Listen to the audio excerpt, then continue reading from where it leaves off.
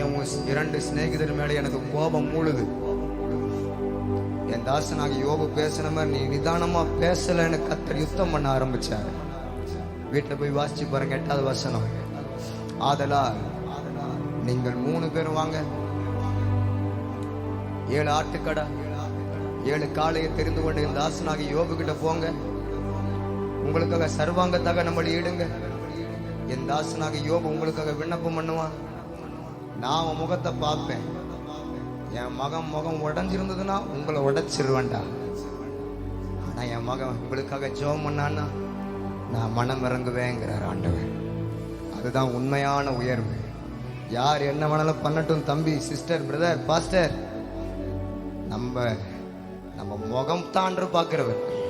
வீட்டில் போய் வாசி பாருங்க 9:10. கத்தர் தாய்மான எலிப்பாசியும் சூகினான பில்தாதையும் நாகமாத்தின சோப்பாரியும் கத்தர் தங்களுக்கு கட்டளையிட்டபடியே அவங்க கொண்டு வந்து வச்சாங்க. வேதம் போட்டிருக்கு, கத்தர் யோபின் முகத்தை பார்த்தார். அப்படின்னு என்ன அர்த்தம்? ஏன் தாசனாகிய யோபுங்கிற 8வது வசனத்துல போட்டிருக்கு. 3 முறை சொல்றாரு, என் தாசனாகிய யோபு, என் தாசனாகிய யோபு, என் தாசனாகி. ஏன் 3 முறை சொல்றாரு? 3 பேரும் சொன்னாங்க, நீ அவர் தாசன் இல்லை, அவர் உன்னை விட்டு போயிட்டாரு. அதனாலதான் 3 பேரையும் நிக்க வச்சு, டேய் நீங்க என் தாசங்கட, யோபு தான் என் தாசன். 3 பேருக்கு கூப்பிடுறாரு. நாகம் சோப்பார் வா, பில்தாது வா. 3 பேருக்கு அந்த 8வது வருஷம் சொல்லுவார், நீ தான், இவன் தான் என் தாசன்.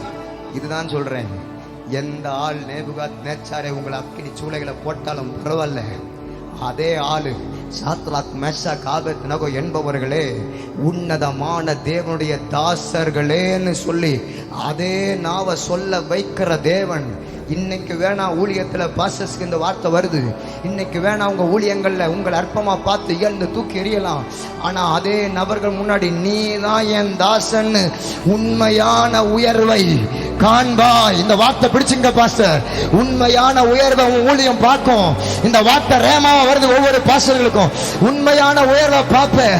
இங்க இருக்கிற உடன் ஊழியர்கள், வாலிப தம்பிங்க, உண்மையான உயர்வை இது இல்ல மகன், இதை விட உண்மையான உயர்வை காண்பாய்.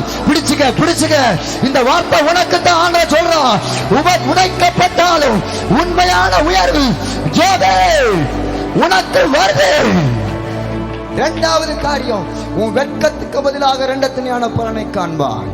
கத்தர் யோபுவின் முன்னிலையும் பார்க்கலாம், அவன் பின்னலமே 2 தனியை ஆசீர்வதித்தார். கத்தர் யோபுவுக்கு 2 பலனை தந்தார். அதே போலதான் ஜெபிக்கிற அன்னாளுக்கு வேதம் போட்டிருக்கு. 1 சாமுவேல் 1:5. எல்கானா 2 பங்கை அன்னாளுக்கு கொடுத்தான். 2 அதிகாரம் 9ஆம் வசனம். எப்பா எலியாவோட எலிசா புறப்பட்டு போனா, நான் எடுத்துக்கொள்ளப்படும் முன்னே நான் உனக்கு என்ன செய்ய வேண்டும்? உம்மிடத்துக்கு ஆவியின் வரன் எனக்கு 2 வேண்டும் என்று கேட்டான். நீ கரையை கடந்து வா, உனக்கு நிச்சயமா அது கிடைக்கும் என்று எலியா சொன்னான். அதே போல் 2 வரும், சபைக்கு வரும், ஊழியத்துக்கு வரும் 2 ஆசீர்வாதத்தை. உன் வெட்கத்துக்கு பதிலாக 2 ஆசீர்வாதத்தை கர்த்தரே தருவார். ஒருவேளை வெட்கப்பட்டீங்களா? ஏசாயா 61:7. உங்க வெட்கத்துக்கு பதிலாக 2 பலன் வரும். லட்சத்துக்கு பதிலாக தங்கள் பாகத்துல நீங்க சந்தோஷத்தை பார்ப்பீங்க, சுதந்திரத்தை பார்ப்பீங்க. 2 சுதந்திரத்தை கர்த்தரே கொடுக்க போறார். 3வது ஆசீர்வாதம் 2 பங்கு என்ன? நம்பிக்கையுடைய சிறைகளே அரணுக்கு வாருங்கள், 2 நன்மை என்றைக்கே தருவேன், இன்றைக்கே தருவேன். அரண் சபை கடையாளம். நம்பிக்கையுடைய சிறைகளே அது விசுவாச பிள்ளைகளை கடையாளம். விசுவாச பிள்ளைங்க இன்னைக்கு ஒரு தீர்மானம் பண்ணுங்க, எந்த சூழ்நிலையானாலும் என் சபை என்று சொல்லுங்க, அரண்ணை விட மாட்டேன், என் ஊழியக்காரங்களை விட மாட்டேன், நான் போவேன். கர்த்தர் 2 நன்மையை எனக்கு ஒவ்வொரு வாரமும் தேவன் கட்டவிழ்த்து கொடுக்க போகிறார். 5வது 2 பலன் என்ன? 1 தீமோத்தேயு 5ஆம் அதிகாரம் 17ஆம் வசனம் இப்படி போடப்பட்டிருக்கு. உபதேசத்துல திருவசனத்தை பகிர்ந்து கொடுக்கிற ஊழியக்காரங்களை 2 கணத்திற்கு பாத்திரவான்களாய் எண்ண கடவீர்கள். ஊழியக்காரங்க இன்னைக்கு கணம் இல்லைன்னு சொல்லலாம். வருது பாஸ்டர் 2 கணம், 2 கணம். இது 2 ஆசீர்வாதம். 3வது ஆசீர்வாதம் யோபுவுக்கு என்ன? உன்னத தேவனை உன்னோடு கூட இருக்க காண்பாய். என்ன பாஸ்டர் உன்னத தேவனை கூட இருந்தால்? அவங்க எல்லாம் கேட்டாங்க, ஆண்டவர் உன்னை விட்டு போயிட்டார் நல்லா சொல்றாங்க. ஆனா யோபுவோ அவன் சொல்றான், நான் முன்னாடி போனாலும் அவர் இல்லதான், பின்னாடி போனாலும் அவரை காணந்தான், இடது புறத்துல அவர் கிரியை செய்து அவர் ஒளிந்து காணாம தான் இருக்கிறார், வலது புறத்துல பார்க்கிற ஒளிஞ்சுதான் இருக்கிறார். ஆனால் நான் போகிற வழி அவர் அறிவார், அவர் சோதித்த பின் நான் பொண்ணா விளங்குவேன் சொல்லி அந்த உத்தமத்தையும் உபாசத்தையும் விடாம இருந்தான். வேதம் போட்டிருக்கு 38ஆம் அதிகாரத்துல மனசு உடஞ்சு உட்கார்ந்து கிடக்கிறான் யோபு. ஆனா யோபுவை தேடி மீண்டும் ஒரு பெருங்காற்று வருகிறது. யோபு பார்க்கிறான், ஐயோ யோபு 1ஆம் அதிகாரம் 19ஆம் வசனத்துல என் பிள்ளைகளை வீட்டுல மோதி என் பிள்ளைகளை கொண்டு போட்டுச்சு, அந்த பெருங்காற்று சொல்றது உபத்திரம் தான் வருதா? இல்ல யோபு, நல்லா உத்துப்பா, உபத்திரவத்தின் வழிகளை தான் ஒருவர் வருகிறார். அந்த பெருங்காற்றுல கர்த்தர் யோபுவுக்காக இறங்கி வந்தா.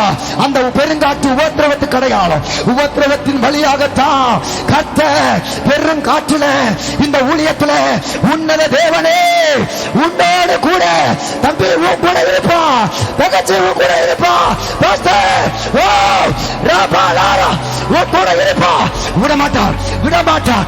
ஓ உண்மையான உயர்வு வருது, உன் வெட்கத்துக்கு பதிலாக இரட்டிப்பான பால் வருது.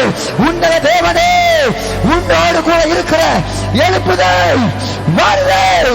நல்ல கரக தட்டி அப்பா சமூகத்தில் ராஜா இந்த 3 ஆசீர்வாதம் எங்க ஊழியத்துல இந்த கேப்ல நிறைவேற போறதுக்காக சோத்திரம் சோத்திரம் நல்ல கரக தட்டி